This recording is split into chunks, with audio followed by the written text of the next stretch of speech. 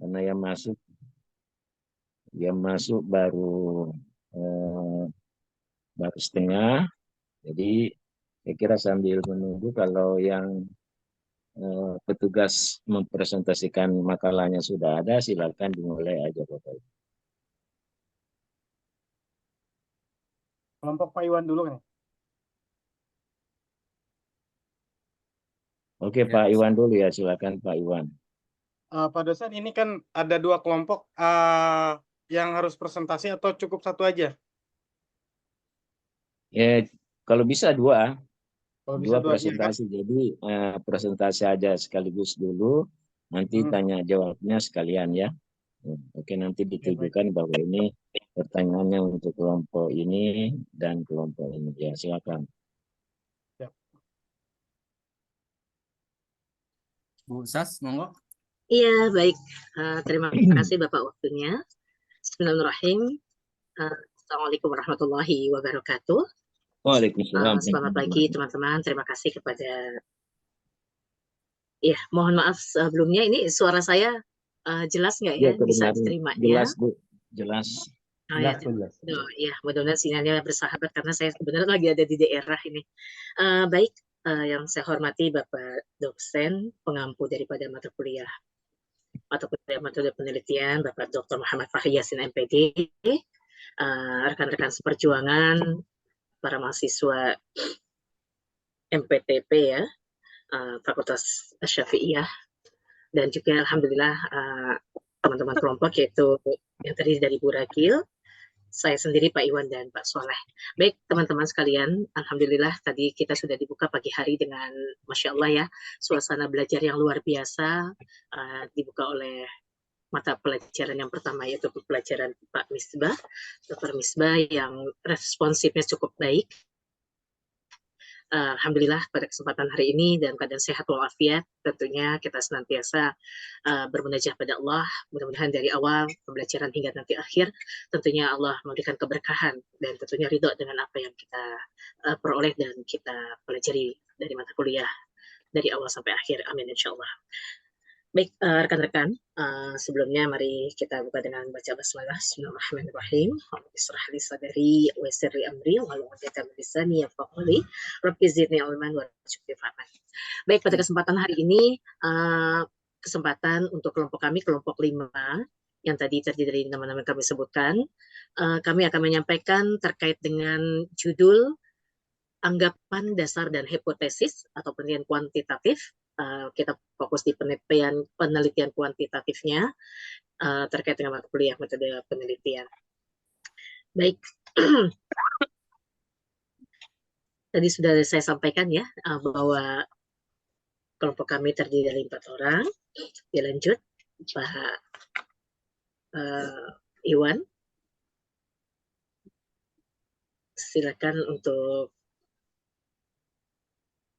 dibagikan lagi tugasnya, bahwa saya bacakan sedikit ya terkait dengan hakikat penelitian.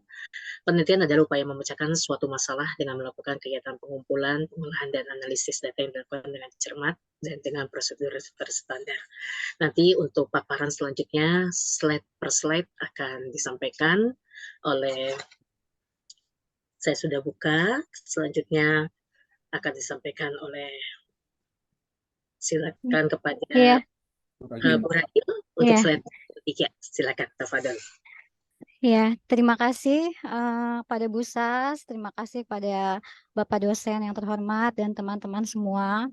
Baik, saya akan memaparkan mengenai anggapan dasar dan hipotesis penelitian kuantitatif. Sebelumnya, untuk pendahuluan, menurut Webster New World Dictionary Research atau penelitian adalah penyelidikan dari suatu bidang ilmu pengetahuan yang dijalankan guna memperoleh fakta-fakta atau prinsip-prinsip dengan sabar, hati-hati, cermat, dan sistematis.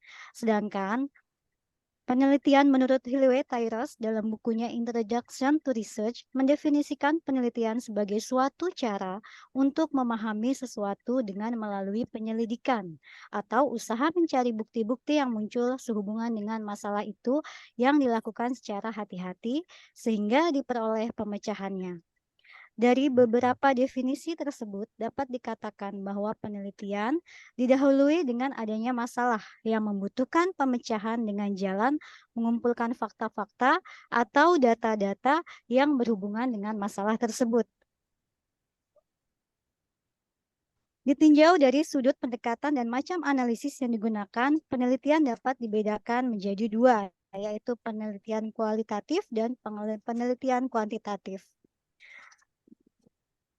Beberapa hal yang perlu dipertimbangkan dalam peneliti menggunakan metode kualitatif. Di antaranya, yang pertama adalah bila masalah penelitiannya belum jelas atau pokok permasalahannya belum jelas, maka kondisi semacam ini yang sesuai diteliti dengan metode kualitatif. Karena peneliti kualitatif akan masuk langsung ke objek melakukan penjelajahan dengan grand tour question, sehingga masalahnya akan dapat ditemukan dengan jelas. Yang kedua adalah memahami interaksi sosial, di mana dalam interaksi sosial yang kompleks hanya dapat diurai apabila peneliti melakukan penelitian dengan metode kualitatif dengan cara ikut berperan serta wawancara yang mendalam terhadap interaksi sosial tersebut. Yang ketiga adalah untuk mengembangkan teori, yaitu pendekatan kualitatif cocok digunakan untuk mengembangkan teori yang dibangun melalui data yang diperoleh dari lapangan. Yang keempat adalah untuk memastikan kebenaran data. Data dan ilmu sosial sering sulit dipastikan kebenarannya. Dengan metode kualitatif melalui teknik pengumpulan data secara gabungan, maka kepastian data akan lebih terjamin. Pada penelitian kuantitatif, penelitian ini umumnya menggunakan teknik observasi tak terlibat atau non-partisipan dan wawancara berstruktur. Kemudian data yang dikumpulkan biasanya berjumlah besar, tetapi mudah untuk diklasifikasikan. Data tersebut dianalisis secara kuantitatif atau analisis statistik. Nah, dalam penelitian kuantitatif ini yang akan bahas, itu cocok digunakan apabila yang pertama, masalah yang dijadikan titik tolak penelitian sudah jelas. Masalah adalah sesuatu atau penyimpangan antara yang seharusnya dan terhadap kenyataan, antara aturan dan pelaksanaannya, antara teori dan praktek, dan antara rencana dan implementasinya. Yang kedua, peneliti ingin mendapatkan informasi yang lebih luas dari suatu populasi. Pada metode penelitian kuantitatif, sangat cocok digunakan untuk mendapatkan informasi yang luas, tetapi tidak begitu mendalam. Bila penelitiannya terlalu luas dan besar, maka peneliti dapat melakukannya dengan menggunakan sampel. Yang ketiga adalah ingin mengetahui hubungan atau pengaruh perlakuan atau treatment tertentu terhadap yang lain. Untuk kepentingan ini, metode eksperimen paling cocok digunakan. Misalnya, pengaruh penggunaan metode tertentu terhadap percepatan perolehan hasil belajar siswa. Yang keempat adalah peneliti ingin menguji hipotesis penelitian. Hipotesis penelitian dapat berbentuk hipotesis deskriptif, komparatif, dan asosiatif. Selanjutnya, yang kelima adalah peneliti ingin mendapatkan data yang lebih akurat berdasarkan fenomena yang empiris dan dapat diukur. Misalnya, peneliti ingin mengetahui IQ anak-anak dari masyarakat tertentu, maka dilakukan dengan tes IQ pada sekelompok anak tersebut. Penelitian kuantitatif ini cenderung disarankan atau digunakan pada jenis pendekatan atau mixing method dan analisis di atas secara saling melengkapi. Selanjutnya pemaparan. Selanjutnya. Silakan dilanjutkan. Ya. Bismillahirrahmanirrahim. Kita lanjut kepada hipotesis penelitian kualitatif. Hipotesis pada penelitian kuantitatif adalah hipotesis statistik. Pengujinya dilakukan dengan statistik, diterima atau ditolak tergantung dari hasil perhitungan statistik. Tidak dapat berubah setelah ditetapkan awal dan didasarkan atas teori yang kuat. Contoh hipotesis pada penelitian kuantitatif antara lain: 1. Hubungan antara tingkat pendidikan perempuan dan kecerdasan anak. Dari rumusan masalah tersebut, hipotesis penelitiannya yang dapat diambil adalah sebagai berikut. Yang pertama, H0 dijelaskan dengan tidak ada hubungan antara tingkat pendidikan perempuan dengan kecerdasan anaknya kelak. Yang kedua, H1 terdapat hubungan antara tingkat pendidikan perempuan terhadap kecerdasan anaknya.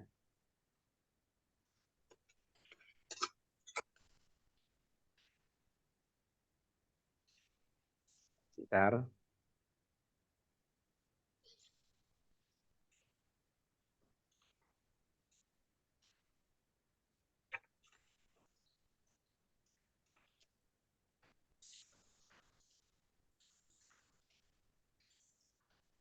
Manfaat hipotesis. Satu, manfaat hipotesis antara lain, hipotesis memberikan penjelasan sementara tentang gejala-gejala serta memudahkan perluasan pengetahuan dalam suatu bidang. Hipotesis memberikan suatu pernyataan hubungan yang langsung yang dapat diuji dalam penelitian. Hipotesis memberikan arah kepada penelitian. Hipotesis memberikan kerangka untuk melaporkan kesimpulan penyidikan. Selanjutnya, cara merumuskan hipotesis. Dalam menggali hipotesis, peneliti harus yang pertama mempunyai banyak informasi tentang masalah yang ingin dipecahkan dengan jalan baik membaca literatur yang ada hubungannya dengan penelitian yang sedang dilaksanakan.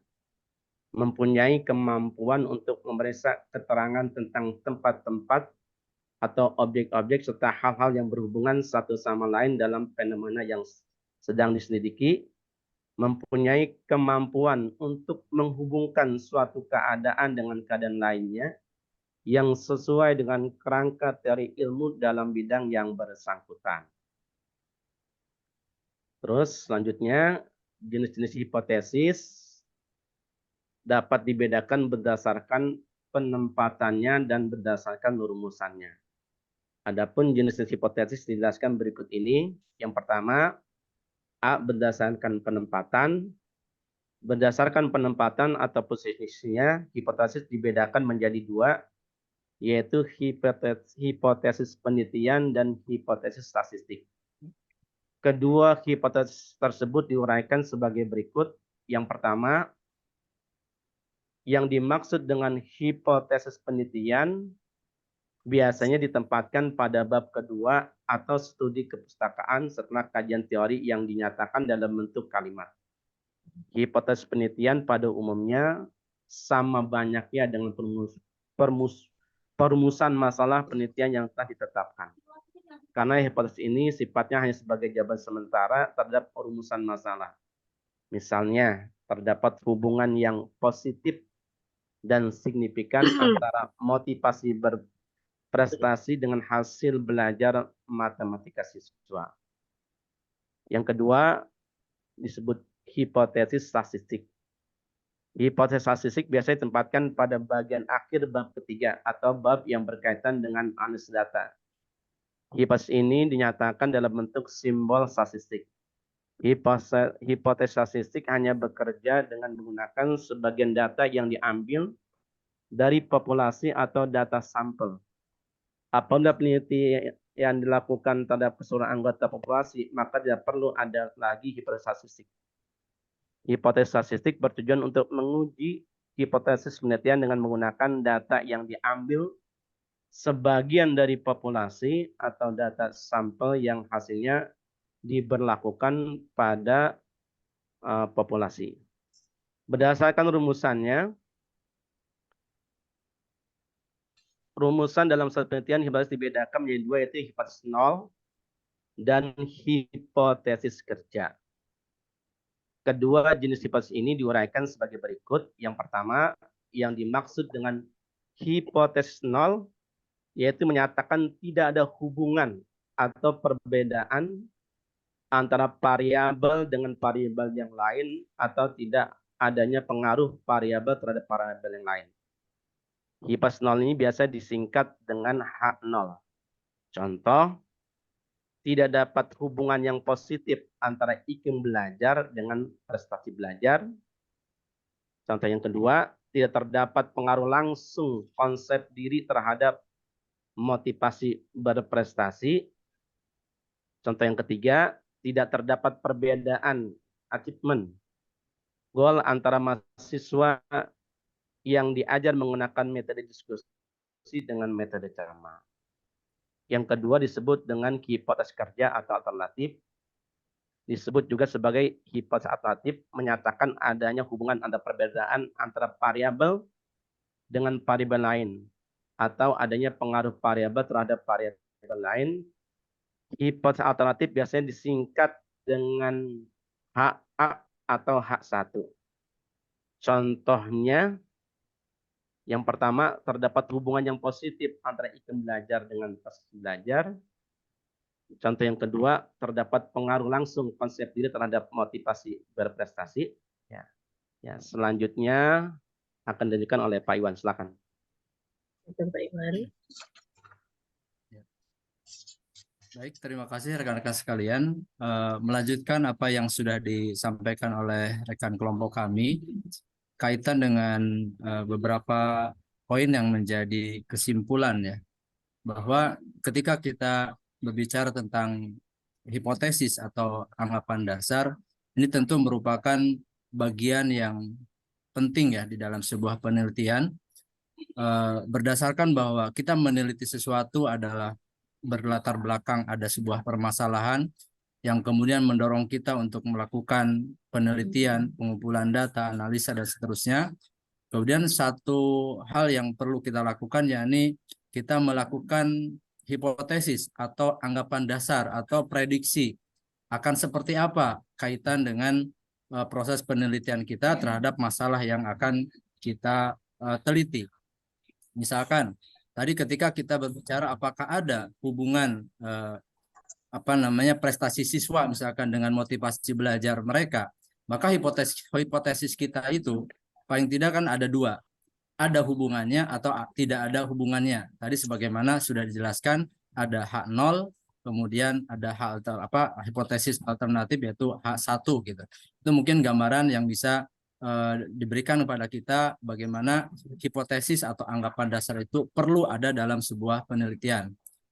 Nah, pada akhirnya nanti diharapkan bahwa hipotesis-hipotesis yang kita lakukan sebelum penelitian ini atau dalam proses penelitian, maka akan memberikan banyak manfaat gitu ya. Di antaranya akan memperkuat permasalahan agar hal ini menjadi dasar pijakan kita untuk lebih mempersiapkan penelitian yang lebih efektif, efisien, dan mengacu pada permasalahan yang akan kita gali. Termasuk hipotesis yang kita miliki tentu akan menjadi satu arahan kita seperti apa penelitian yang akan kita lakukan. Kemudian yang kedua, menetapkan objek penelitian, wilayah pengambilan data, dan instrumen pengumpulan data.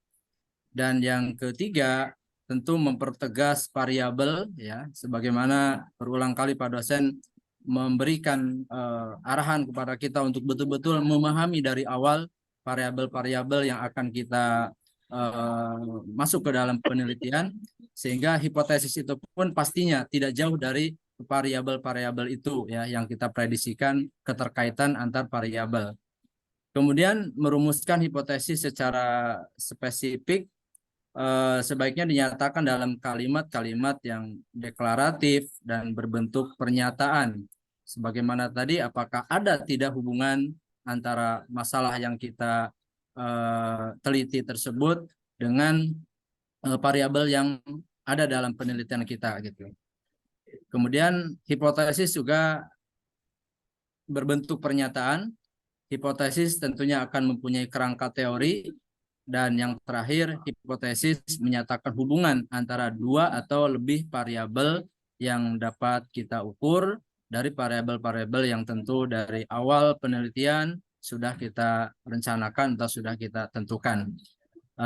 Mungkin demikian ya paparan singkat terkait tema atau topik kita kali ini, yakni anggapan dasar dan hipotetis dalam penelitian kuantitatif khususnya, walaupun tadi sekilas juga terbahas beberapa aspek kaitan dengan penelitian kualitatif.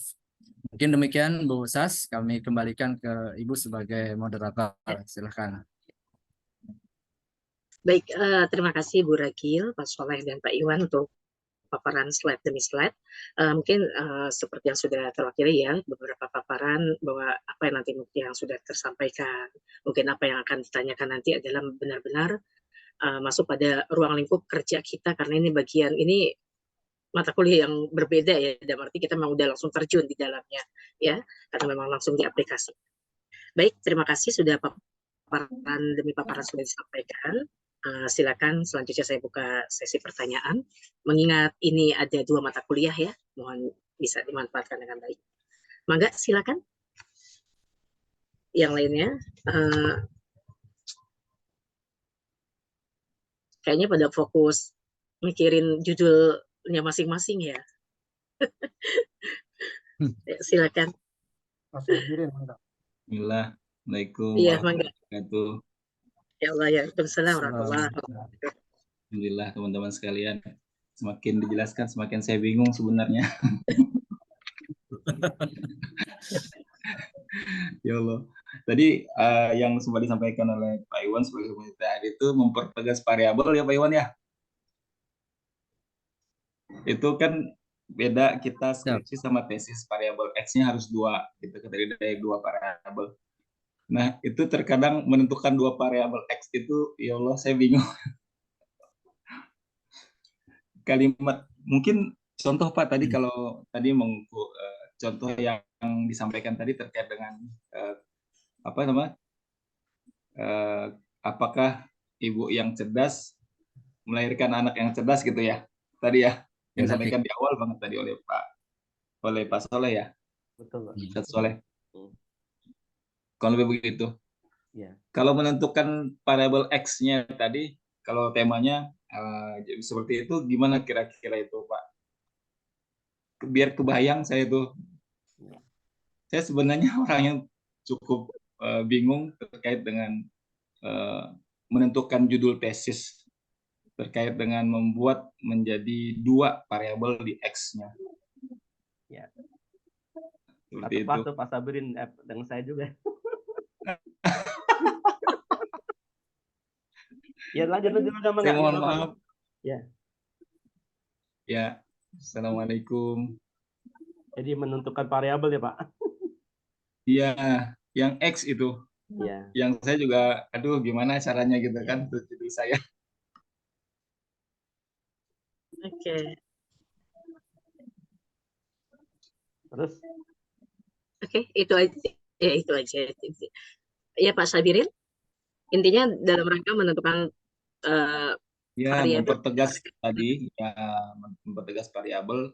Yang tadi kan ada contoh, cuma kalau dia jadi judul tesis, jadinya yang tema yang diangkat oleh teman-teman tadi kira-kira apa tuh contoh ininya yang biar kebayang juga. Saya sendiri sampai saat ini tuh masih ngeraba itu judul yang saya munculkan saat tugas kemarin itu. Walaupun coba saya konsulkan, cuma masih ngeberawang rasanya di sini tuh. Oke, baik. Terima kasih. Iya, terima kasih Pak Sabirin. Yang lainnya? Sudah diwakili sama Pak Sabirin. Oh gitu, gitu ya. Yang lainnya pertanyaan yang belum terwakili oleh Pak Sabirin? Pak Sugeng, Bu. Pak Sugeng, Bu. Pak Sugeng, mangga Pak Sugeng. Ya, screen-nya di-off dulu. Terima kasih siap. kepada teman-teman sekalian yang sudah menyampaikan presentasinya. Mungkin tuh the point saja, karena tadi disampaikan Bu Sas, ini kita langsung praktek gitu ya. Untuk poin saja tadi disampaikan Pak Iwan, untuk kesimpulan yang pertama tadi adalah memperkuat permasalahan. Nah ini maksudnya seperti apa, mungkin minta tolong bisa dijelaskan lagi, tadi saya kurang jelas itu. Kemudian yang kedua, apakah bisa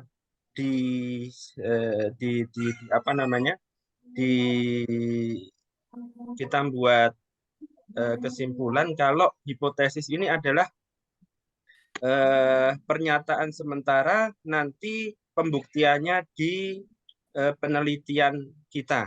Apakah bisa seperti itu atau gimana, Bapak Ibu sekalian? Mungkin itu aja, terima kasih. Baik, terima kasih Pak Sugeng. Selanjutnya. Bu Sas izin bertanya. Iya, Neng. Sebelumnya mohon maaf, saya off cam karena sinyalnya dari tadi kurang bagus. Yes. Ini udah jelas. Ya. Terkait hipotesis yang ingin saya tanyakan, apakah hipotesis ini harus selalu ada di setiap jenis penelitian, baik itu penelitian kuantitatif, kualitatif, dan penelitian-penelitian lainnya? Itu saja, Bu Sas. Terima kasih. Iya, terima kasih.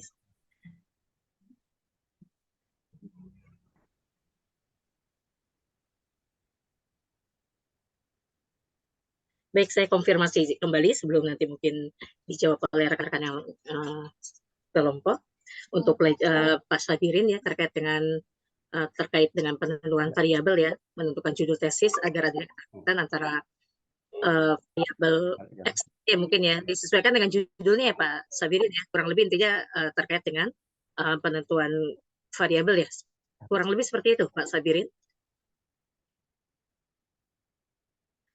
Pak Sabirin. Yep. Ya, bagaimana cara menentukan dua variabel ya? Cuman kan di fokusnya di X-nya nih terkait dengan menentukan judul tesis ya, agar adanya keterkaitan antara variabel X tersebut ya. Seperti itu kah? Pak Sabirin? Maaf Bu, suara Ibu putus. Oh iya, tapi suara saya Suara jelas Bu Sas nih. putus gimana? Putus-putus ya. Iya, tadi di awal saya sampaikan, mohon maaf saya sedang ada di Putus-putus. daerah ini. Iya, pertanyaannya terkait variabel ya Pak ya? Ya, X Bu. X ya, variabel X-nya. Oke. Kemudian di situ disinggung juga contoh judul yang pas dengan paparan yang sudah disampaikan, sebenarnya contohnya yang pas itu seperti apa gitu ya, karena kan yang tadi sudah dipaparkan oleh rekan-rekan. Oke. Yang kedua Pak Sugeng ya, maksud dari redaksi memperkuat permasalahan yang sudah disampaikan oleh Pak Iwan ya, maksud dari redaksi memperkuat permasalahan itu seperti apa gitu.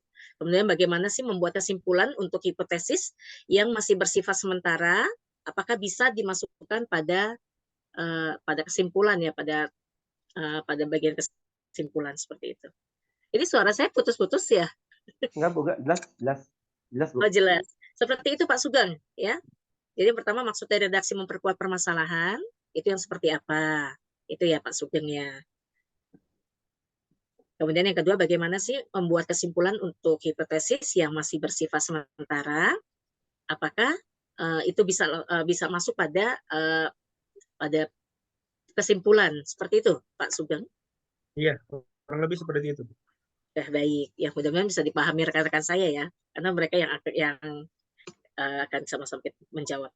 Yang terakhir ada Mbak Jahra, apakah hipotesis harus iya, harus selalu ada di penelitian baik secara kuantitatif atau kualitatif? Mungkin itu ya Mbak Zahra ya. Iya betul. Baik.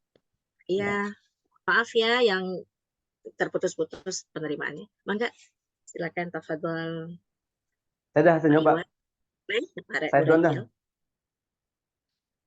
Langsung saya menjawab pertanyaan dari Buya Sabirin ya.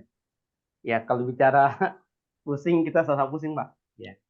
Jadi kan penelitian itu yang sepanjang setahun dan mohon maaf kalau salah nanti mudah-mudahan dibenerin teman-teman semuanya. Jadi variabel itu ada variabel bebas, ada variabel terpengaruh ya. Jadi variabel bebas itu disebut dengan X yang terpengaruh dengan Y. Tadi kan Pak Sabirin mengangkat judul pengaruh ibu cerdas ya terhadap generasi. Ibu yang cerdas melahirkan generasi yang cerdas. Iya. Jadi kalau dari judul itu, menurut pandangan saya, mudah-mudahan ya nggak salah. Kalau saya tahun dibenerin teman-teman ini belajar juga. Itu yang variabel Y-nya itu yang melahirkan generasi cerdas. Sedangkan yang X-nya itu adalah pengaruh ibu yang cerdas itu. Itu namanya variabel X-nya. Jadi dalam variabel itu ada dua, ada variabel bebas dan ada variabel terpengaruh gitu misalnya. Nah, ini kan kalau untuk tesis kita kan mesti ada dua variabelnya. Ya. Untuk sementara itu sejauh itu dulu. Itu Pak Sabirin. Mudah-mudahan nanti teman ada yang menambahkan gitu seperti itu. Atau contoh yang lain pengen gampang itu mungkin pengaruh minat belajar dan hasil belajar. Nah, minatnya itu X, hasil belajarnya itu Y. Kira-kira seperti itu. Untuk sementara itu dulu dah.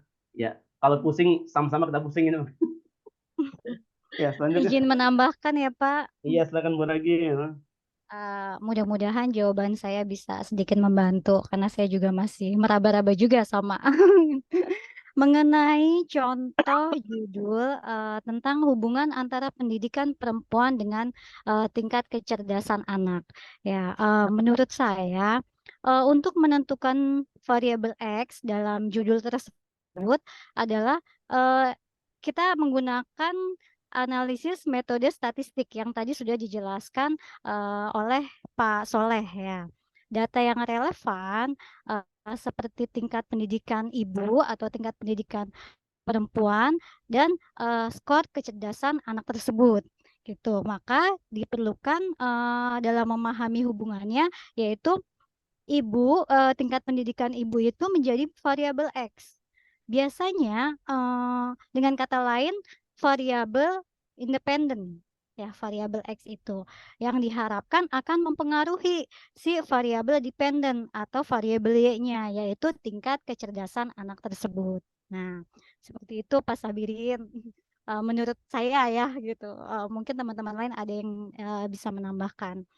Selanjutnya mengenai pertanyaan dari Pak Sugeng mengenai yang tadi dibacakan dipaparkan oleh Pak Iwan ya mengenai fungsi anggapan dasar dalam memperkuat masalah ya. Lebih jelasnya seperti ini Pak.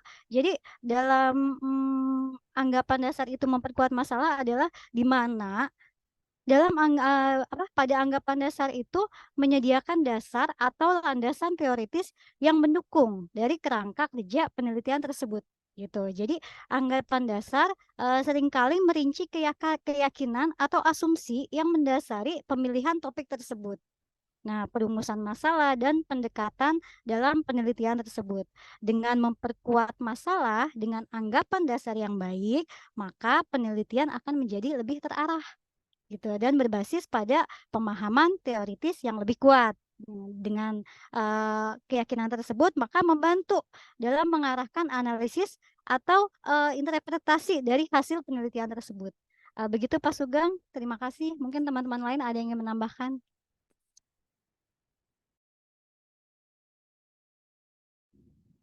Baik, mungkin sedikit menambahkan ya dari jawaban teman-teman di kelompok kami.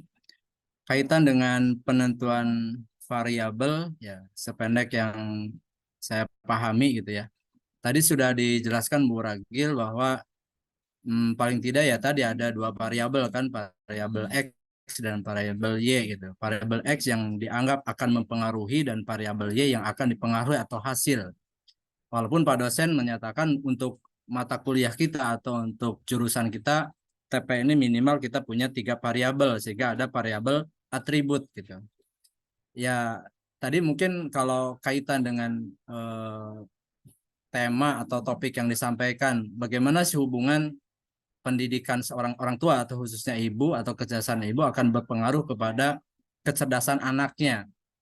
Ya tentu ketika kita bicara hanya 2 variabel berarti kecerdasan ibu atau pendidikan ibu itu sebagai variabel X-nya, kemudian kecerdasan anak ya itu sebagai variabel yang dianggap akan terpengaruhi oleh variabel X tersebut kalau kita cukupkan 2 variabel. Nah, yang kita kaitkan dengan bahasan kita anggapan dasar, kita punya asumsi atau tadi Pak Sugeng menyampaikan bolehkah dianggap bahwa anggapan dasar ini sebagai kesimpulan sementara. Saya kira saya sepakat kita bisa dengan redaksi itu bahwa anggapan dasar hipotesis ini kesimpulan sementara keterkaitan antara variabel dan variabel lain yang akan kita teliti gitu kan. Sejauh mana hubungan antara kecerdasan atau pendidikan orang tua dengan kecerdasan anak yang akan nanti dilahirkan katakan atau akan berpengaruh kepada kecerdasan keturunannya gitu. Ya, untuk yang tadi kan ketika kita pisahkan ada H0 artinya seakan-akan menganggap bahwa tidak ada hubungan gitu. antara kecerdasan orang tua dengan anaknya, kecerdasan anaknya. Kemudian hak satu, hak alternatif kita anggap bahwa akan ada hubungan. Nah, apakah dengan asumsi itu kemudian akan mempertajam masalah, memperkuat masalah, artinya dorongan kita untuk meneliti? Ya pasti. Kalau kita bicara ke anggapan pertama, tidak ada. Apakah benar bahwa tidak ada hubungan kecerdasan anak dengan kecerdasan orang tua? Dalam fakta, istilahnya dalam kehidupan, ada anak yang mungkin orang tuanya cerdas, tapi dari sekian anak juga tidak semuanya cerdas. Berarti mungkin bisa jadi kan hak nol kita itu memang terbukti secara penelitian. Kemudian ketika kita anggap yang hak satunya bahwa ada hubungannya, nah seorang peneliti kan tidak cukup dengan hanya mengatakan ada. Seberapa jauh sih, seberapa persen sih, seberapa kuat dan apa nanti faktor-faktor yang akan mempengaruhi hubungan tersebut. Nah, itulah barangkali yang redaksi tadi dikatakan memperkuat masalah, juga pastinya memperjelas masalah yang akan kita teliti. Ya. Dan anggapan dasar itu tentu akan terpengaruh juga oleh pengetahuan kita, oleh usaha kita untuk memperdalam materi. Misalkan dalam kaitan itu kan ada penelitian ya yang saya sempat baca di jurnal itu bahwa 3/2% itu 3/2 kecerdasan anak itu kalau bicara intelijensi itu adalah faktor keturunan gitu. Sehingga 1/3-nya itu hanya didapatkan dari proses pendidikan. Nah, itu kan suatu hasil penelitian yang mesti kita juga kembangkan dalam penelitian-penelitian lebih lanjut. Apakah benar seperti itu gitu? Itu jadi akan menjadi anggapan atau hipotesis dasar kita gitu terkait dengan apakah ada kaitan antara kecerdasan orang tua dengan kecerdasan anaknya.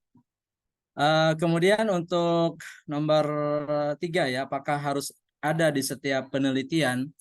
Ya, tadi sekali lagi sependek pengetahuan kita, kalau dilihat dari fungsi dan manfaat hipotesis ini, kami sementara ini menganggap atau memahami mesti ada gitu ya. Mesti ada dalam sebuah penelitian ada anggapan dasar atau hipotesis. Entah nanti hukumnya sunnah, wajib atau apa, intinya mesti ada karena itu juga sangat membantu dalam proses penelitian kita. Demikian. Terima kasih Bu Ragil, terima kasih Bu Ragil, Pak Iwan. Gimana Pak Swabirin, Pak Sugeng, Mbak Zahra, dari paparan yang sudah disampaikan, dari pertanyaannya? Insya Allah sudah cukup, Bu Nas. Terima kasih. Sama, Bu. Kita sama-sama lagi Bapak, proses. Iya, saya yakin sih belum puas ya. Saya ada Nanti ada materi yang kedua. Nanti ada Pak dosen memperluas dan memuaskan pertanyaan-pertanyaan tadi ya, menyempurnakan jawaban yang tadi. Bagaimana Pak Arief? Langsung yang kelompok lanjutnya atau bagaimana? Enggak, saya tanggapi saja dulu karena sudah dibuka pertanyaan. Mangga Bapak. Mangga silakan Bapak. Terima kasih Bapak Ibu ya. Saya ingin memberikan apresiasi yang tinggi bahwa kelompok telah siap ya melaksanakan diskusi. Namun barangkali supaya yang samar-samar itu bisa terang benderang, jadi saya tidak menjawab secara satu persatu, tapi secara inti dari apa yang ditanyakan oleh kawan-kawan. Yang pertama itu mengenai bagaimana memposisikan X1, X2, X3, Y, dan seterusnya ya. Jadi saya kira itu mengidentifikasi variabel itu sehingga kita mengatakan ini independen, itu seperti apa. Jadi yang jelasnya bahwa yang namanya berangkat dari variabel, bahwa variabel itu hanya dua, yaitu ada independen, ada dependen. Dependen itu adalah variabel yang diasumsikan dipengaruhi oleh variabel independen. Variabel independen itu kalau di dalam kategori TP itu adalah solutif. Artinya variabel yang dilakukan sehingga bisa mempengaruhi hasil belajar. Hasil belajar apa saja? Itu yang pertama. Perlu juga dipahami bahwa berbicara mengenai hipotesis, sebenarnya kita bisa kategorikan ada tiga, yaitu hipotesis kausalitas, hipotesis asosiatif, kemudian ada hipotesis komparatif, ya. Jadi ada kausatif, ada asosiatif, dan ada komparatif. Nah, yang banyak dilakukan di TP itu hanya dua. Yang pertama adalah kausalitas, kausalitate. Kemudian yang kedua adalah asosiatif. Nah, khusus untuk hipotesis kausalitate atau sebab akibat itu banyak digunakan di dalam penelitian eksperimen. Eksperimen, Bu, ya, yaitu pengaruh. Misalnya pengaruh penerapan gadget dan disiplin siswa terhadap hasil belajar mata pelajaran bla bla bla. Itu kan sudah jelas ya bahwa mata pelajaran bla bla itu adalah variabel dependent, artinya variabel yang dipengaruhi oleh baik X1 maupun X2. Kalau X1 itu biasanya dia lebih ke causalitate atau hipotesis sebab akibat. Kalau untuk X2-nya itu adalah kondisi psikologis yang ada pada diri anak yang diteliti. Artinya itu lebih banyak ke asosiatifnya. Artinya dia tidak berpengaruh langsung ya sebagai sebab akibat. Kalau yang sebab akibat itu adalah biasanya X1. Tetapi X1 itu juga itu dipilah. Kalau dia lebih diarahkan ke hipotesis sebab akibat, maka rancangan penelitiannya itu adalah eksperimen. Artinya contoh, mungkin contoh variabelnya ya, kalau eksperimen. Artinya kita memperciut dulu ke X saja. Jadi kalau X1 itu berarti dikembangkan hipotesis yang berpengaruh atau hipotesis independennya. Jadi bisa X1, bisa X2, bisa X3, dan seterusnya. Itu tidak ada batasnya. Tetapi kalau Y itu biasanya cuma satu. Tidak ada Y1, Y2, Y3, Y4, tidak ada. Jadi ya, jadi Y itu adalah bisa dipengaruhi oleh beberapa variabel. Nah, untuk kebiasaan kita di MTP itu cukup X1, X2 aja. Jadi X3 itu tambah repot, jadi khusus yang penting mantap dulu ya X1-nya dan X2-nya. Nah, contoh kasus yang berkaitan dengan sebab akibat, artinya hipotesis causalitate, misalnya merokok ya. Jadi merokok bisa menyebabkan kanker misalnya. Itu kan kelihatan Bapak Ibu ya secara medis itu bahwa dari hasil penelitian meskipun ada juga kasus-kasus tersendiri, ada yang umurnya 90 tahun merokok tapi tetap sehat-sehat saja. Jadi tapi itu adalah namanya kasus ya. Artinya secara umum karena berbicara mengenai penelitian kuantitatif itu berbicara wakil dari populasi. Jadi kalau ada yang keluar dari ketentuan itu yang namanya tidak mewakili secara keseluruhan. Jadi kalau berbicara kuantitatif itu selalu mewakili populasinya.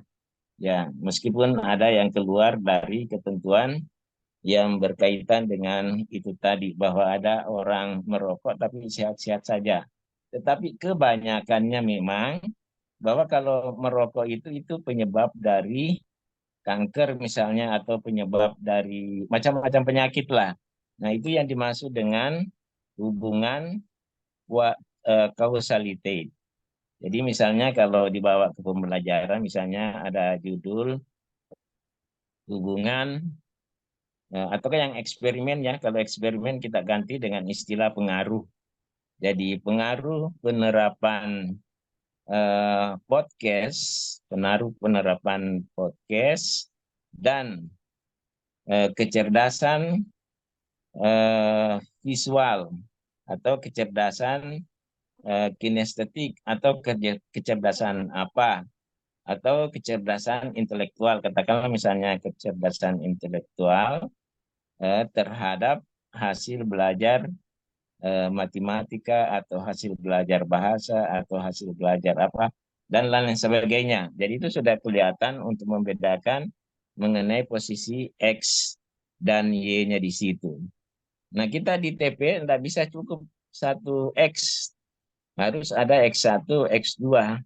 Nah, X1-nya itu untuk mengidentifikasi itu adalah semua yang berkaitan dengan perlakuan atau pemanfaatan media pembelajaran atau pemanfaatan strategi atau pemanfaatan model. Pokoknya semua variabel yang diasumsikan berpengaruh terhadap hasil belajar sesuatu itulah yang disebut dengan X.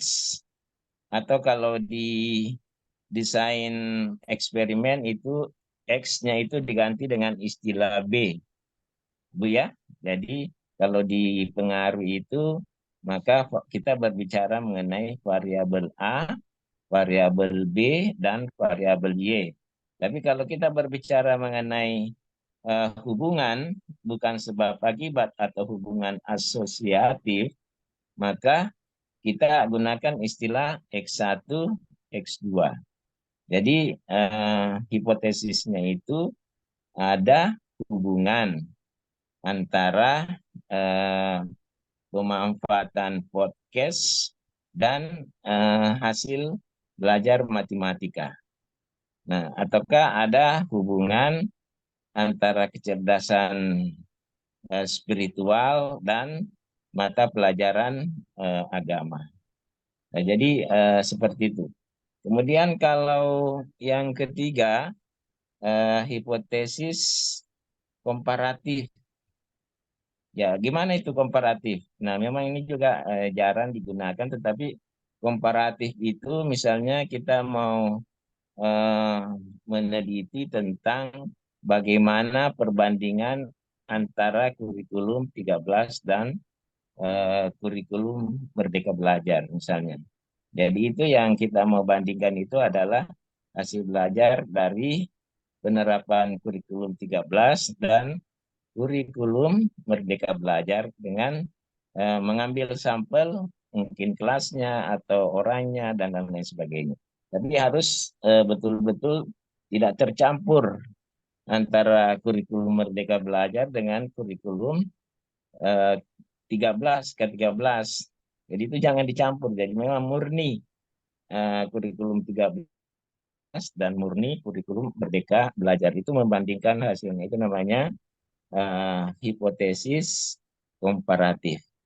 Oke Bu ya. Jadi mungkin sudah bisa di apa namanya, tinggal biasanya yang kita ambil di TP itu adalah hipotesis causality dan hipotesis asosiatif. Itu kebanyakan yang kita pilih sebagai variabel di MTP. Bukan berarti yang lainnya tidak bisa, tetapi untuk comfort zone-nya, artinya untuk kenyamanannya supaya lebih bagus. Jadi daripada mengambil yang belum banyak perbandingan-perbandingan, jadi mendingan Bapak Ibu bisa jangan terlalu ideal juga ya, jadi bisa sedikit pragmatis dan ideal supaya ada perbandingan-perbandingan. Nah, saya kira itu yang ditanyakan Pak Sigit tadi ya mengenai kebingungan tentang menentukan karakter variabel X dan variabel Y. Nah, jadi sudah jelas Pak ya, bahwa Y itu adalah yang dipengaruhi sehingga biasa disebut dengan terikat, sedangkan yang mempengaruhi itu ada pengaruh langsung dan ada pengaruh tidak langsung. Kalau pengaruh langsung itu artinya memang kita berikan perlakuan kepada yang diteliti. ya. Tetapi kalau tidak langsung artinya kita mengambil sampel dari sekian orang belum tentu terlibat dengan variabel perlakuan itu, ya. Jadi yang penting dibedakan di sini adalah hipotesis yang berkaitan dengan X1 dan X2, dan itu biasanya kita tidak mengambil pembahasan mengenai hubungan X1 X2, enggak Bu ya. Jadi yang langsung S1 ke Y, X2 ke Y, X1 dan X2 bersama-sama ke Y. Jadi jangan sampai nanti ada yang mau meneliti hubungan X1 dengan X2 seperti apa. Itu lain lagi koridornya itu ya. Itu kita tidak memakai perlakuan itu. Karena memang kita ingin memilah antara variabel metode atau variabel PP, variabel atribut, dan variabel hasil belajar. Ya, jadi Bapak Ibu terkait dengan hipotesis ini yang sebenarnya kalau ditulis yang paling gampang di dalam menulis tesis. Tetapi analisanya itulah yang menjadi sulit itu. Kalau hipotesis itu kan kalimatnya sedikit dan jarang itu dipersoalkan. Tapi yang dipersoalkan itu adalah mekanisme penelitiannya, kemudian kesimpulan penelitiannya, itulah yang dicocokkan dengan hipotesis. Ya, jadi ada hipotesis statistik dan ada hipotesis penelitian, dan kedua-duanya itu belum pasti, ya, baru diduga, ya, dugaan sementara. Jadi dugaan sementara baik hipotesis statistiknya maupun hipotesis penelitiannya. Kalau hipotesis penelitiannya adalah berbentuk kalimat, sedangkan kalau hipotesis statistik itu sudah berbentuk angka-angka, ada yang lebih besar, lebih kecil, karena di situ nanti ada kategori alfa. Alfa itu artinya perbedaannya itu antara 1 sampai 5% dianggap signifikan perbedaannya atau tidak, ya. Nah, oke, saya kira itu penjelasan singkat saya karena masih ada topik yang kedua kaitannya dengan apa yang Bapak perbincangkan tadi. Jadi mudah-mudahan itu bisa. Kemudian ada satu lagi, lupa, yang berkaitan dengan non kuantitatif atau kualitatif. Ya, kualitatif itu apa, ada hipotesis atau tidak. Nah, secara artinya kerangka berpikir itu perlu ada yang namanya seperti teman tadi katakan harus ada hipotesis, tetapi yang dibunyikan di dalam penelitian hipotesis itu hanya di penelitian kuantitatif. Kalau di penelitian kualitatif, apakah itu R&D, apakah itu PTK, apakah itu studi kasus, itu tidak ada namanya hipotesis, karena hipotesis itu intinya adalah mau menguji teori. Sedangkan kalau kualitatif kan kita baru mencari preposisi teori, ya, jadi masih ngambang. Nanti hasil penelitiannya itu menciut terus hingga kita bisa menentukan fokus dan kesimpulan sebagai preposisi teori. Jadi itu hipotesis di dalam non kuantitatif kita tidak kenal secara tertulis, tetapi secara kerangka berpikir kita itu bisa membantu kita untuk meneliti atau mengembangkan instrumen yang ada. Karena biasanya kalau di hipotesis non kuantitatif itu biasanya seperti ini, debat presiden apa dan lain sebagainya. Jadi itu misalnya jika busung lapar atau stunting, ya, jika stunting mau diselesaikan, maka diberikanlah makanan gratis, ya, makanan gratis kepada anak-anak sekolah. Padahal stunting itu sebenarnya mulai dari hamil sampai umur 1-2 tahun itu di situ fungsinya, bukan ketika dia sekolah. Sehingga nanti penelitiannya bisa salah karena membuat hipotesis yang ini. Jadi Jadi itu tidak bisa dijadikan sebagai istilah hipotesis secara eksplisit di dalam penelitian selain penelitian kuantitatif. Oke Bu ya? Ya, terima kasih. Ya, Kembali Bapak dan Fahri. silakan kelompok 2. Iya. Saya izin dulu ya Pak ya, izin pamit kelompok kami Bapak, izin meminta dikit dulu. Ya baik, saya yakin semuanya makin bingung ya, makin pusing ya Pak Syahbiril. Ya mudah-mudahan dari paparan yang Bapak sudah sampaikan, mudah-mudahan ini menjadi pencerahan ya untuk bisa menjadi solusi proses kita pembuatan tesis. Ya kalau kita bingung, kita pusing itu bukti otak kita bekerja. Ya, mungkin itu saja Bapak. Terima kasih paparannya, pencerahannya. Saya mewakili kelompok 5, ucapan terima kasih semuanya, kerjasamanya dan atensinya. Maka saya tutup dengan Assalamualaikum warahmatullahi wabarakatuh. Waalaikumsalam warahmatullahi wabarakatuh. Ya, silakan kelompok selanjutnya. Masih ada waktu sedikit. Bismillahirrahmanirrahim. Assalamualaikum warahmatullahi wabarakatuh. Waalaikumsalam. Perkenalkan, kami dari kelompok 5 akan mempresentasikan materi kami. Sebentar, saya mau share screen dulu.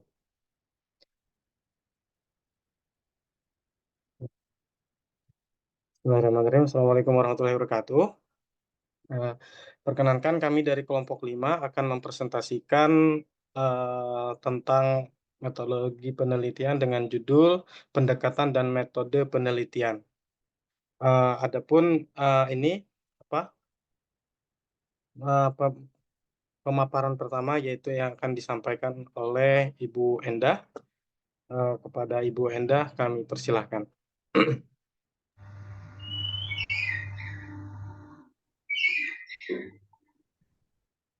Di slide show. Oke.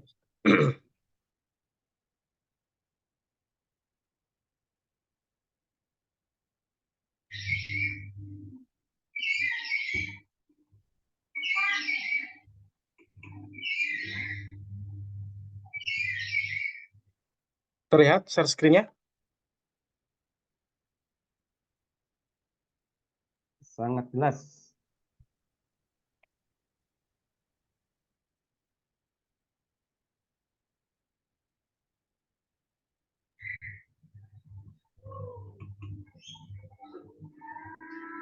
Baik, apakah suara saya jelas? Jelas Bu Endah. Baik, mohon maaf Pak dosen dan teman-teman semuanya, saya izin untuk off kamera karena di sini saya mulai agak lemot ini. Ya silakan, saya juga ini off kamera ya, silakan. Iya, baik, terima kasih. Saya akan menyampaikan pemaparan mengenai pendekatan dan metode penelitian. Next, Pak Arif.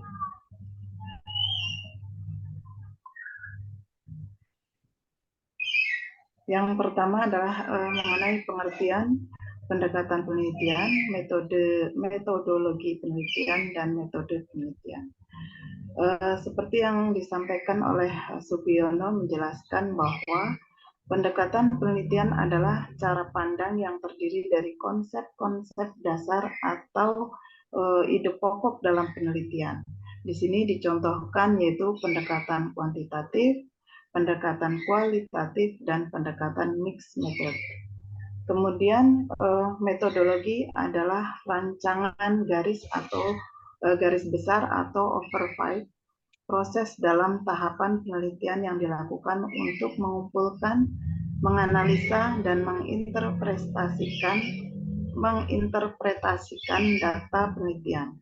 Contohnya metodologi kuasi, eksperimen, survei asosiasi, fenomenologi, etnografi, naratif, grounded teori, case study, penelitian tindakan, R dan D, kemudian Policy Research, Evaluation Research, dan lain-lain.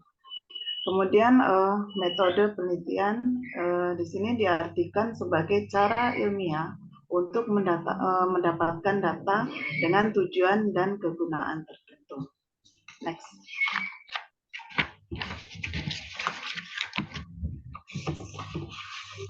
Untuk selanjutnya yaitu jenis-jenis pendekatan penelitian. Dari gambar yang di slide, menurut Sugiono bahwa pendekatan penelitian dibedakan menjadi 3 macam, yaitu pendekatan kuantitatif, kemudian pendekatan kualitatif, dan pendekatan mixed method atau campuran antara kuantitatif dan kualitatif. Nah, kemudian pendekatan kuantitatif berdasarkan metodologi penelitian, pendekatan kuantitatif dibedakan menjadi 4, yaitu penelitian kuasi eksperimen, penelitian survei, penelitian asosiasi, dan penelitian eksplanatori. Kemudian untuk pendekatan kualitatif dalam metodologi penelitian itu dibedakan menjadi 5 jenis.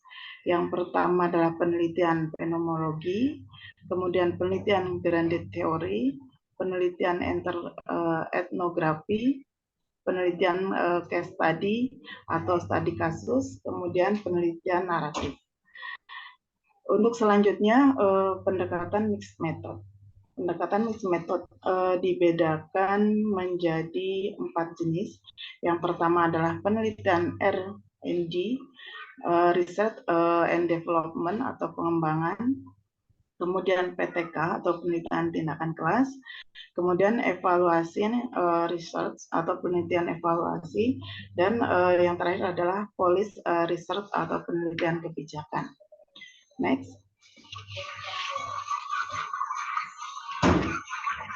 Untuk selanjutnya adalah pendekatan kuantitatif. Pendekatan kuantitatif adalah penelitian yang berlandaskan pada filsafat positifisme. Digunakan untuk meneliti pada populasi atau sampel tertentu. Teknik pengambilan sampel pada umumnya dilakukan secara random. Pengumpulan data menggunakan instrumen penelitian, analisis data bersifat kuantitatif atau statistik dengan tujuan untuk menguji hipotesis yang telah ditetapkan. Kemudian proses penelitian kuantitatif dapat digambarkan dalam bentuk bagan-bagan sebagai berikut. Yang pertama adalah mulai dari rumusan masalah, kemudian dilanjutkan landasan teori, perumusan hipotesis, kemudian pengumpulan data. Dalam pengumpulan data dapat dikembangkan lagi menjadi 3, yaitu populasi dan sampel, kemudian pengembangan instrumen, dilanjut ke pengujian instrumen. Dari pengumpulan data dilanjutkan pada analisis data, dan yang terakhir adalah kesimpulan dan saran. Untuk selanjutnya pemaparan disampaikan oleh Bapak Sugeng. Pada Bapak Sugeng dipersilakan.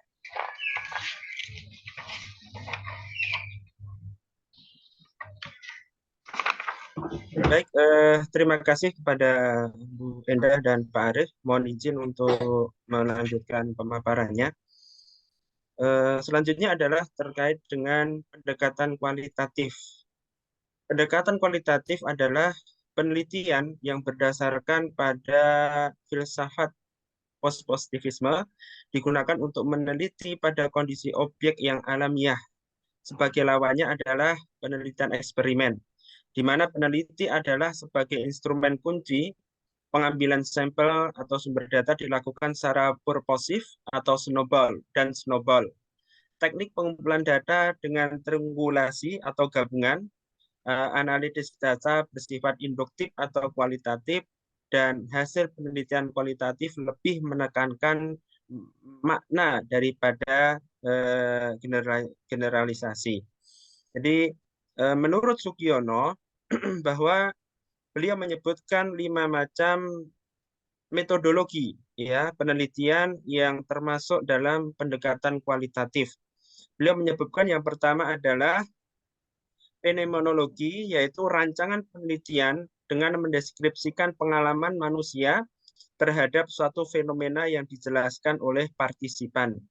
Kemudian yang kedua adalah grounded theory, yaitu rancangan penelitian untuk memperoleh suatu teori baru yang bersumber dari pandangan-pandangan partisipan.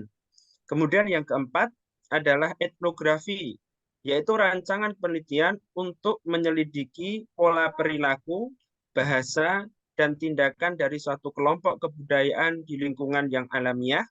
Kemudian yang keempat adalah studi kasus, yaitu atau case study, yaitu rancangan penelitian dengan mengembangkan analisis yang mendalam suatu kasus dan peristiwa. Kemudian yang kelima adalah naratif, yaitu rancangan penelitian tentang kemanusiaan dengan menceritakan secara naratif kehidupan individu atau suatu kelompok. Kemudian yang selanjutnya adalah pendekatan kombinasi atau mixed method, yaitu merupakan pendekatan penelitian yang melibatkan antara pendekatan penelitian kuantitatif dan kualitatif. Pendekatan ini merupakan penggabungan pendekatan kuantitatif dan kualitatif, tapi dalam pelaksanaannya dilakukan secara bergantian, ya, tidak secara bersamaan. Menurut Sugiono, penelitian ini berusaha untuk mengungkapkan atau mendeskripsikan suatu gejala atau fenomena secara spesifik, lebih detail, serta diperkuat melalui suatu proses pengukuran. Dan menurut Sugiono, ada dua metodologi yang terdapat dalam penelitian kombinasi ini. Yang pertama adalah Research and Development atau R&D, merupakan studi sistematis yang mengembangkan produk-produk pendidikan yang valid dan efektif untuk digunakan di sekolah. Dan yang kedua adalah Action Research atau penelitian tindakan, yang merupakan suatu metodologi penelitian yang bertujuan untuk memperbaiki kualitas pembelajaran suatu kelas melalui pemberian perilaku atau tindakan oleh guru pada objek kelas tertentu. Next, Pak Arif. Kemudian kita sebutkan juga terkait dengan perbedaan pendekatan kuantitatif dan kualitatif. Menurut Sugiono ada tiga hal, ya, yang merupakan atau meliputi tiga hal perbedaan antara pendekatan kuantitatif dan kualitatif. Yang pertama adalah perbedaan aksioma. Aksioma adalah pandangan dasar atau hipotesis. Aksioma penelitian kuantitatif dan kualitatif meliputi tentang realitas, hubungan peneliti dengan yang diteliti, hubungan variabel, kemungkinan generalisasi, dan peranan nilai. Jadi terkait aksioma ini ada beberapa hal. Tadi disebutkan bahwa terkait sifat realitas, ya, tentang realitas, untuk metode kuantitatif itu dapat diklasifikasikan secara konkret, ya, secara teramati dan secara terukur. Sedangkan kualitatif merupakan bersifat holistik, ya. Jadi hasil penelitian adalah bersifat konstruksi dan pemahaman. Kemudian terkait dengan hubungan peneliti dengan yang diteliti, metode kuantitatif ini bersifat independen, ya, supaya terbangun suatu objektivitas, ya, dari hasil penelitian yang dihasilkan nanti. Kalau kualitatif ini merupakan interaktif, ya, dengan sumber data supaya memperoleh suatu makna yang bisa diperoleh dari hasil penelitian tadi. Kemudian terkait hubungan variabel, untuk kuantitatif ini terdapat hubungan sebab akibat, ya, kausalitas tadi disampaikan oleh Pak dosen antara variabel X dan Y. Sedangkan untuk kualitatif ini ada timbal balik, ya, antara X dan Z itu ada suatu hubungan, yaitu hubungan interaktif atau hubungan timbal balik. Kemudian untuk yang kedua, perbedaannya pada proses penelitian, ya. Pada proses penelitian ini meliputi desain, ya, tujuan, teknik pengumpulan data, instrumen penelitian, data, sampel, analisis, hubungan dengan responden, usulan desain, kapan penelitian dianggap selesai, dan kepercayaan terhadap hasil penelitian. Terkait dengan proses penelitian ini, kami sebutkan beberapa saja. Yang pertama terkait dengan desain, untuk kuantitatif itu desainnya lebih spesifik, ya, lebih terinci dan lebih jelas, dan ditentukan secara mantap di awal penelitian. Tapi kalau kualitatif itu desainnya umum dan lebih fleksibel, ya, dan di dalam perjalanan penelitian tadi dapat berkembang, ya, dan muncul dalam proses penelitian yang berjalan nanti. Kemudian terkait dengan tujuannya, untuk kuantitatif itu menunjukkan hubungan antar variabel, ya, menguji teori serta mencari generalisasi yang mempunyai nilai prediktif. Sedangkan untuk kualitatif itu tujuannya adalah menemukan pola hubungan yang bersifat interaktif, menemukan suatu teori atau deskriptif, kemudian menggambarkan realitas yang kompleks dan memperoleh pemahaman yang bermakna. Untuk yang lainnya mungkin nanti bisa dilihat di dalam makalah. Kemudian untuk perbedaan yang ketiga adalah terkait dengan karakteristik penelitian. Dalam metode kualitatif atau kuantitatif ini bersifat linier, ya, dan yang kualitatif ini bersifat sirkular. Jadi ini terkait dengan metode dan pendekatan dari presentasi yang kami sampaikan. Untuk selanjutnya kami serahkan kepada Pak Arief. Terima kasih atas perhatian dari rekan-rekan sekalian. Silakan Pak Arief. Baik, demikianlah Bapak Ibu pemaparan dari kelompok kami. Selanjutnya kami buka sesi tanya jawab. Kita batasi pertanyaannya itu 3 saja ya. Baik, silakan Bapak Ibu.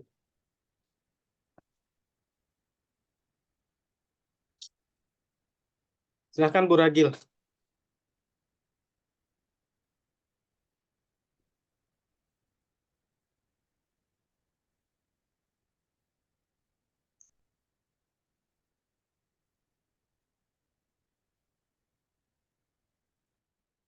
Ragil. Atau yang lain mungkin ada yang mau bertanya?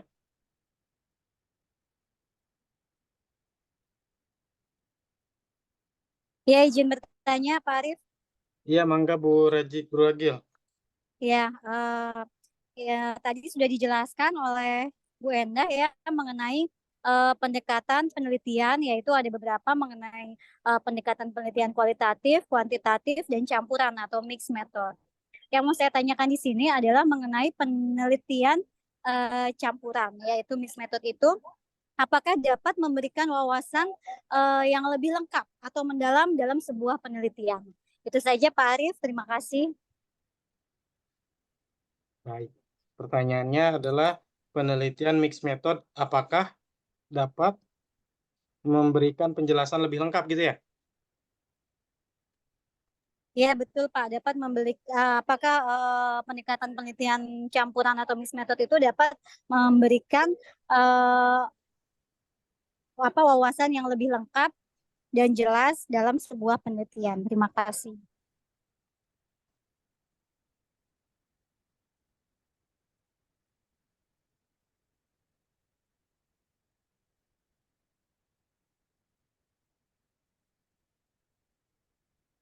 Apakah pendekatan penelitian campuran itu atau mixed method itu dapat memberikan wawasan lebih lengkap dan jelas dalam sebuah penelitian? Oke, pertanyaan kedua. Saya Pak Arief. Izin bertanya Pak Arief. Angga Bu Sas. Iya, di situ tadi ada paparan mungkin yang terkait metode kuasi eksperimental ya, Pak Sugeng ya. Tadi paparan pertama Mas Bu Endah ya. Di situ dikatakan kuasi eksperimental hampir menyerupai metode eksperimental. Ada ya di situ Pak Sugeng ya?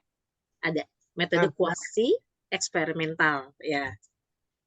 Di sini saya ini sih penasaran aja, cuma metode ini di mana peneliti tidak dapat mengatur sekehendak hati variabel bebasnya. Maksudnya seperti apa nih? Itu aja sih, barangkali ada paparannya lagi terkait kuasi eksperimental, bahwa di situ dikatakan peneliti tidak dapat mengatur sekehendak hati variabel bebasnya. Mungkin bisa itu aja sih, ada paparan jelasnya. Itu sih, itu aja Pak Arif. Makasih. Ya. Assalamualaikum. Peneliti tidak dapat mengatur sekehendak hati apa Ya, tadi? terkait variabel bebasnya. Ya, terkait variabel bebasnya. Untuk metode kuasi eksperimental. Baik, makasih. Ya. Baik, pertanyaan ketiga, monggo Pak Iwan. Baik Pak Arif dan rekan-rekan.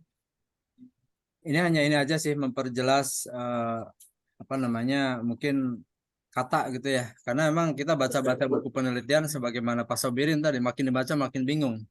Karena banyak kata-kata yang tidak bisa kita pahami dengan mudah gitu ya. Kaitan dengan karakteristik penelitian, tadi disebutkan ada karakteristik penelitian linear dan sirkular. Nah, nggak tahu di makalah ada atau tidak, karena saya juga belum sempat membaca makalah dari kelompok. Mungkin bisa diberikan gambaran seperti apa penelitian yang karakteristik linear dan sirkular tersebut. Terima kasih. Ya. Kaitan karakteristik penelitian apa tadi? Linear dan sirkular. Dan sirkular. Oke. Kaitan karakteristik penelitian linear dan sirkular gitu ya Pak ya? Di Contohnya proses seperti apa ya, penelitian. gambarannya ya, prosesnya ya.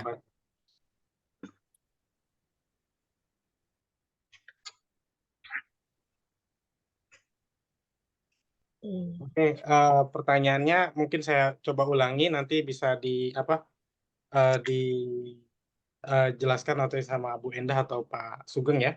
Mungkin pertanyaan pertama dari Bu Ragil, penelitian mixed method apakah dapat memberikan wawasan lebih lengkap dan jelas dalam sebuah penelitian? Pertanyaan kedua dari Bu Sas, metode kuasi eksperimental atau peneliti tidak dapat mengatur sekehendak hati terkait variabel bebasnya. Bebas. Kemudian pertanyaan ketiga, kaitan karakteristik penelitian linear dan sirkuler. Ya, proses atau gambaran seperti apa? Oke, mangga Bu Endah atau Pak Sugeng, dipersilakan. Iya, baik.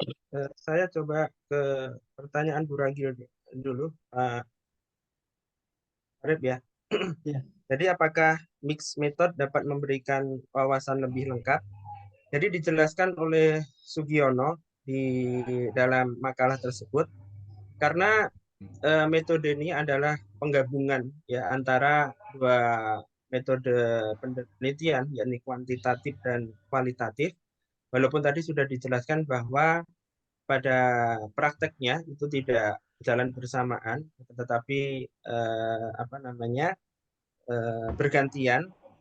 Maka dijelaskan oleh beliau bahwa metode ini, metode mixed method ini adalah berusaha mengungkapkan ya atau mendeskripsikan suatu gejala fenomena secara lebih spesifik lagi dan lebih detail lagi ya, serta diperkuat melalui proses pengukuran. Jadi menurut beliau metode ini akan lebih menambah wawasan lagi ya, karena lebih terperinci dan lebih detail ya dalam melakukan penelitiannya. Mungkin itu Bu Ragil. Untuk Bu Endah, silakan. Baik, saya sedikit menambahkan untuk pertanyaan tadi mengenai yang disampaikan Bu Ragil ya, yaitu pendekatan penelitian campuran atau mix methods apakah dapat memberikan wawasan yang lebih lengkap dan mendalam. Seperti yang tadi disampaikan oleh Si Buyono, di sini apakah dapat menambah wawasan? Ya, dikatakan bahwa pendekatan penelitian campuran atau mixed method itu mungkin bisa dirancang untuk menggabungkan kelebihan pendekatan kualitatif, kemudian kuantitatifnya. Di sini gunanya adalah untuk memberikan wawasan yang lebih lengkap dan mendalam dengan menggabungkan data kuantitatif yang dapat diukur, mungkin secara numerik, dan data kualitatif yang lebih deskriptif. Kemudian di sini penelitian campuran dapat juga memberikan pemahaman yang lebih komprehensif tentang fenomena yang diteliti. Demikian sedikit jawaban dari saya. Kemudian untuk tadi yang Pak Iwan sampaikan ya, itu bagaimana sih gambaran untuk penelitian karakter linear dan sirkuler. Penelitian tentang karakter linear dan sirkuler bisa merujuk pada misalkan berbagai bidang ilmu, termasuk misalkan di sini saya contohkan adalah fisika, matematika, kemudian psikologi dan lainnya. Contohnya di sini dalam fisika, misalkan karakter linear dan sirkuler dapat mengacu pada gerakan benda atau medan pergerakan partikel.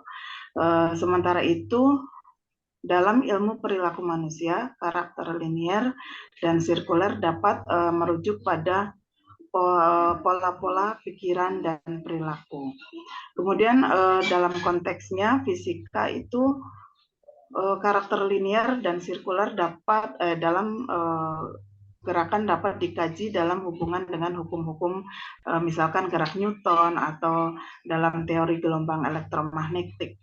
Kemudian di sini misalnya gerakan linear adalah gerakan suatu benda yang bergerak sepanjang misalkan lintasan lurus, sementara gerakan sirkular berkaitan dengan pergerakan mengelilingi suatu titik pusat. Dalam penelitian tentang karakter linear dan sirkuler dalam fisika dapat melibatkan misalkan ukuran kecepatan, percepatan, dan gaya untuk menjelaskan perilaku gerakan benda.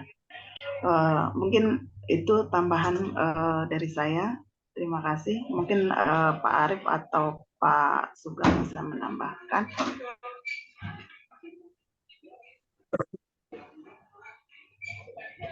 Atau rekan-rekan yang lain bisa juga menambahkan untuk pertanyaan dari Pak Iwan.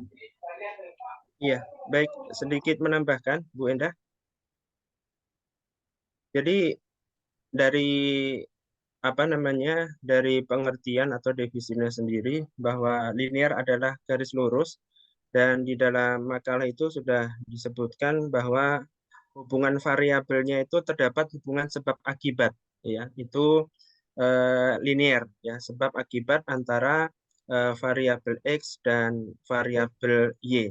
Tapi kalau sirkuler itu adalah umpan balik atau timbal balik atau interaktif, ya. Jadi yang disebut dengan sirkuler itu adalah dalam penelitian nanti untuk masing-masing variabel itu ada hubungan interaktif di antara variabel tersebut. Mungkin nanti untuk pendalamannya bisa mohon bantuannya Pak dosen, ya, karena keterbatasan kami. Kemudian terkait dengan Bu Sasya, tadi kuasi eksperimental itu ya Bu Sasya. Jadi kuasi eksperimental definisinya adalah eksperimental yang semu, Bu, ya. Jadi penelitian ini bukan penelitian eksperimen yang benar-benar eksperimen, ya. Tapi ini adalah semu. Jadi disebutkan di situ, makanya bahwa kuasi eksperimental itu adalah untuk metode eksperimen atau menyerupai metode eksperimen, itu Pak, ya, di situ disebutkan. Jadi metode ini peneliti tidak mengatur sekehendak hati variabel bebasnya. Jadi tidak ada pengaturan secara khusus ya, karena memang ini bukan penelitian eksperimen, tapi yang semu atau hampir menyerupai metode eksperimen. Mungkin jawaban dari kami. Kalau ada tambahan dari yang lainnya silakan.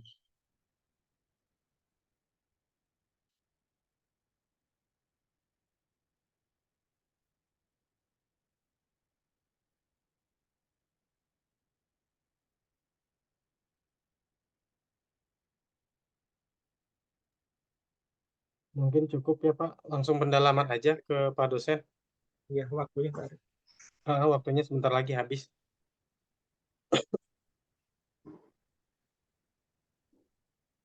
Ya, silakan Pak Arief. Iya, langsung. Mungkin pemaparan dari kelompok kami cukup sekian. Selanjutnya pendalaman oleh dosen dari kami cukup sekian. Billahi taufiq wal hidayah. Wassalamualaikum warahmatullahi wabarakatuh. Waalaikumsalam warahmatullahi wabarakatuh. Baik kawan-kawan sekalian yang saya hormati, alhamdulillah telah usai kita berdiskusi tentang pendekatan metode penelitian, dan yang semestinya memang materi ini adalah mestinya lebih awal ya, lebih awal kita sampaikan, tetapi karena memang dalam penelitian itu tidak ada juga secara ketat bahwa harus start dari sini, tapi paling tidak pemahaman awal itu seperti apa yang didiskusikan pada hari ini, itulah yang menjadi dasar awal pertimbangan ketika kita ingin menentukan suatu judul. Oke, sekira apa yang disampaikan oleh kelompok itu sudah oke semua. Jadi tinggal istilahnya ongoing ya, istilahnya ongoing artinya sambil kita sudah menggarap secara implementatif mengenai judul-judul ini, tentunya kita tinggal melihat bagaimana kaitannya dengan teori-teori yang teman-teman sampaikan. Jadi dari sekian pendekatan, khususnya yang berkaitan dengan pendekatan kualitatif, di mana kualitatif yang lebih banyak disoalkan tadi itu adalah yang berkaitan dengan penelitian campuran atau mixture method. Nah, sebenarnya memang tidak ada istilah bahwa ini penelitian campuran, tetapi yang penting ketika kita melihat datanya, kemudian ada data kuantitatif, ada data kualitatif, berarti pada saat itu kita menganggap bahwa penelitian ini menggunakan mixture atau campuran. Nah, berkaitan dengan hasil penelitian juga menyatakan bahwa ada penelitian secara secara kuat, masing-masing kuantitatif dan kualitatifnya masing-masing kuat, dan ketika dilihat kesimpulannya baik secara secara parsial, secara terpisah, itu dianggap hasilnya kurang lebih sama, bahwa apakah penelitian itu murni kuantitatif, kesimpulannya seperti apa, kemudian dibandingkan dengan penelitian kualitatif, kesimpulannya seperti apa, sehingga seakan-akan bahwa hasil penelitian ini dianggap nanti dilihat pada kasus-kasus tertentu saja yang barangkali bisa memakai mixer. Jadi tidak semua masalah-masalah penelitian itu, masalah-masalah yang ada di masyarakat itu harus menggunakan mixer. Oke. Nah, oleh karena itu kaitannya dengan realita judul-judul yang Anda sudah ajukan di UTS ini itu sebenarnya ada semi mixer di situ. Katakanlah ada yang meneliti tentang dia menggunakan desain penelitian PTK, dan ada yang menggunakan desain penelitian R&D. Nah, disitulah kita menggunakan antara metode kuantitatif dan metode kualitatif. Tetapi ketika ditanya mana yang dominan, nah tentu yang dominan itu adalah kalau dia masuk dalam kategori jenis penelitian kualitatif, meskipun sebagian menggunakan data kuantitatif, jadi tetap yang dominan itu adalah penelitian kualitatifnya. Karena penelitian kuantitatif itu intinya itu adalah itu tadi pokok bahasan sebelum kita diskusi tentang pendekatan ini, yaitu mengenai hipotesis dan dugaan sementara. Jadi kalau ada hipotesisnya, ada yang mau dibuktikan apakah ada hubungan, baik itu hubungannya kaitan dengan kausalitas atau asosiasi atau komparatif, berarti itu adalah tentu penelitiannya itu lebih dominan kepada kuantitatif. Tapi kalau prosesnya yang digambarkan, kalau proses yang digambarkan, kalau kuanti tadi hasil ya, hasil apa yang disimpulkan dalam hasil, tetapi kalau penelitian kualitatif itu lebih mengarah ke proses. Nah, terkait dengan tadi ada sinyalemen mengenai sirkulatif ya, dan linier. Nah, kalau sirkulatif itu kan sebenarnya itulah ciri dari penelitian PTK. Karena penelitian PTK itu harus ada siklusnya. Ada siklus pertama, ada siklus kedua, ketiga, keempat, dan seterusnya. Di mana siklus itu targetnya adalah target apa yang ditetapkan di dalam kurikulum, yaitu mastery learning. Jadi bukan perbedaan antara mereka ya. Dan ada kan namanya pendekatan acuan norma, ada pendekatan acuan patokan. Kalau pendekatan acuan patokan itu berarti mastery learning. Jadi siapa yang menguasai satu pokok bahasan atau satu materi secara sempurna, itulah mastery learning, dan itulah yang mau dicapai di dalam penelitian PTK yang sifatnya bukan generalisasi tapi sifatnya kasus dalam kelas khusus untuk pokok bahasan apa. Jadi tidak semuanya juga pokok bahasan ya. Jadi ada pokok bahasan tertentu yang dianggap itu perlu ada siklus supaya setiap siklus itu bisa dilakukan evaluasi formatif. Ada evaluasi formatifnya bahwa apakah sudah mencapai target kurikulum atau belum. Itu yang namanya pendekatan sirkulasi, artinya bergulir terus, berputar terus. Apa aspek setiap siklus pertama yang kurang itu diperbaiki di siklus berikutnya dan sampai kepada apa yang diharapkan. Apa yang diharapkan dalam kurikulum itu bisa tercapai, itu sirkulasi. Kemudian yang berkaitan dengan linier, kalau yang berkaitan dengan linier itu tentu ada kaitannya dengan penelitian kuanti ya. Karena di dalam penelitian kuanti itu salah satu prasyarat sebelum uji hipotesis ada yang namanya uji linearitas. Ada uji normalitas. Jadi dua itu persyaratannya, normal dan linier. Karena kalau datanya tidak linier, berarti tidak bisa dilanjutkan untuk membahas hipotesis. Apakah itu hipotesis 1, 2, dan 3, dan seterusnya. Ya, jadi itu yang berkaitan dengan jargon-jargon yang diistilahkan, tetapi itu ada yang dominan digunakan di dalam setiap desain penelitian. Jadi linearitas adalah terkait dengan penelitian kuantitatif korelasional.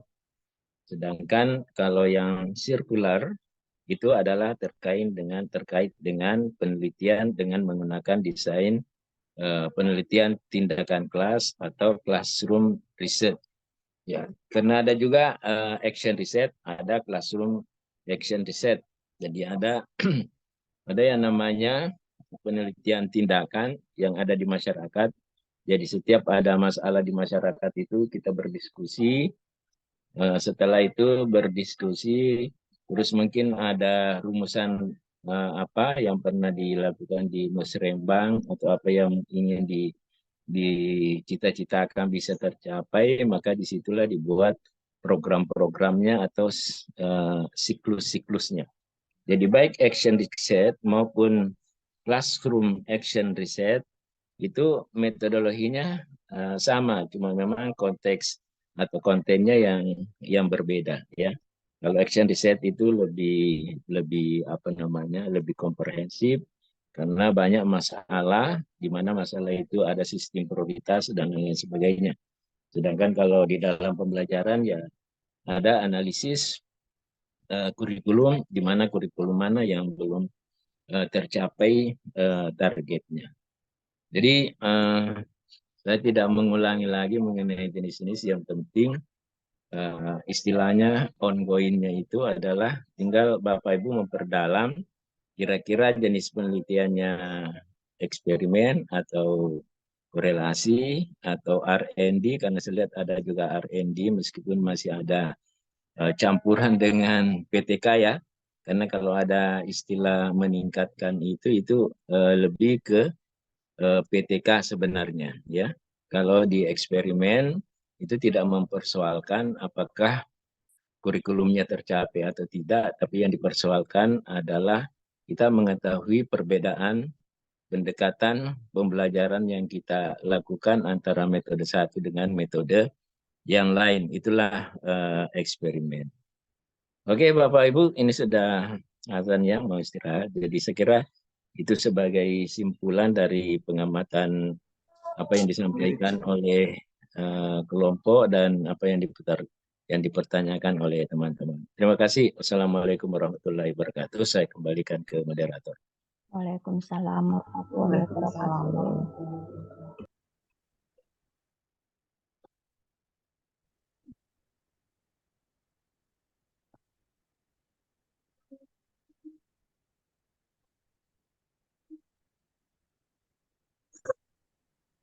Monggo Pak Rip. Ya.